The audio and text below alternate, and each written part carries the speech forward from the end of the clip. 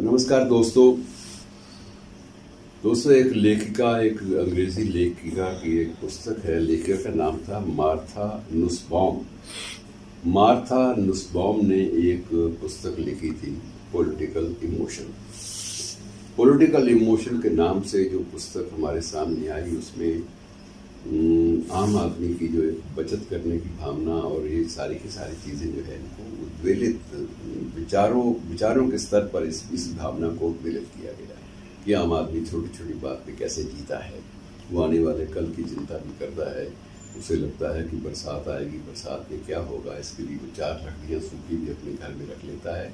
तो बहुत सारी ऐसी चीज़ें जो हैं, जो सामान्य जन की जो चेतना है या इन छोटी छोटी बातों के बारे में जो एक जागरूकता है, उस पर प्रेरित सारा का सारा कथानक है, उस पर आधारित। और इसी संदर्भ में जब हम पुस्तक की जिक्र करते हैं तो हमें कुछ पात्र अपने इतिहास के भी याद आते हैं और कुछ फिल्में भी याद आती हैं। फिल्म बनी थी गुरु की, तो गुरु के नाम से फिल्म बनी थी और उसके जो पृष्ठभूमि थी वो ये कहा जाता था कि ये धीरू भाई अंबानी पर फिल्म बनाई गई।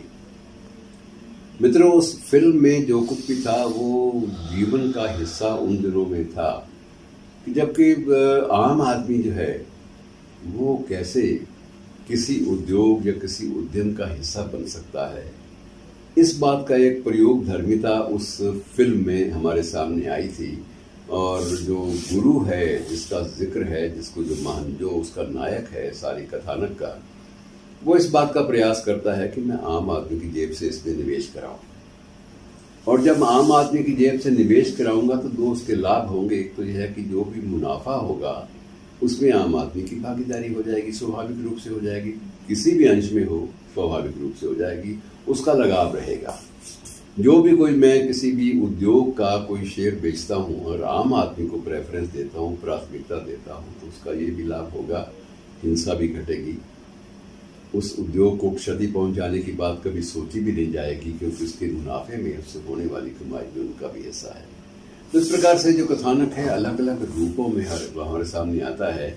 और ये भी होता है कि जो बड़े बड़े संस्थान हैं जो इस बात से बड़ी ईर्ष्या करते हैं कि ये तो आम आदमी को बीच में लेके तो जो एक बड़े स्तर के लोग हैं उनको नीचा दिखाने वाली बात हो गई। तो वो लोग गुरु के खिलाफ अभियान भी चलाते हैं, षड्यंत्र रचे जाते हैं, बहुत सारे आरोप लगाए जाते हैं भ्रष्टाचार के। और भ्रष्टाचार के आरोपों का गुरु जो है वो डट के उसका विरोध भी करता है और उसका खंडन भी करता है। और एक एक आरोप के खिलाफ वो पूरा का पूरा पारदर्शिता दिखाते हुए हर चीज़ को बड़ी आम जनता के सामने रख देता है। और उस वक्त आरोप लगाने वाले भी भयभीत हो जाते हैं कि मामला खतरनाक हो गया।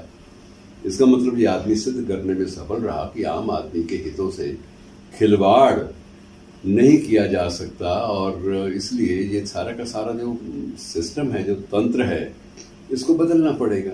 और उसके बाद फिर ये ठीक है कि बाद में जो औद्योगिक बड़े बड़े समूह थे उन्होंने अपनी कार्य प्रणाली बदली।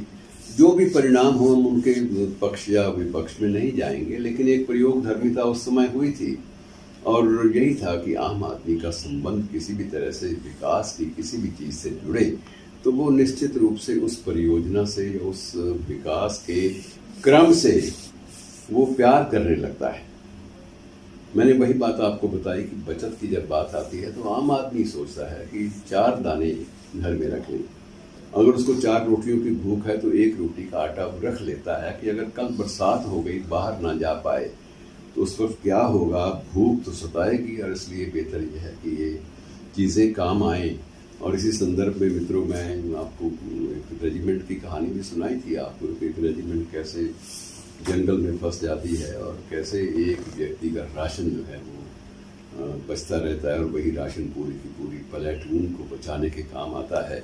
तो ये जो भावना है आने वाले कल के किसी भी विषम चरण में जिंदगी को बनाए रखने और ज़िंदगी का जो जुझारूपन है, जो संघर्ष का तेवर है, उसको तीखा बनाए रखने के लिए ये चीज़ें बहुत ज़रूरी हैं। छोटी छोटी चीज़ें हैं लेकिन मित्रों बड़ी प्रेरणा देती है। जब जीने का एक हमें तरीका हम भूल चुके हो तो उस वक्त यही चीज़ें काम आती हैं। धन्यवाद।